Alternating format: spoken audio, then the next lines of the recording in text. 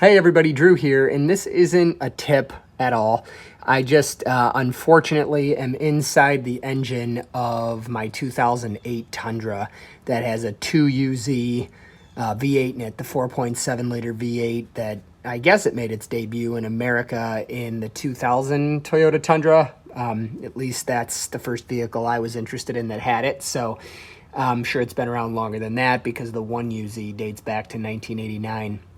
But what I wanted to show you guys is the machining on this crankshaft. I thought it was absolutely beautiful, and hopefully you guys don't ever have to see the inside of your motor.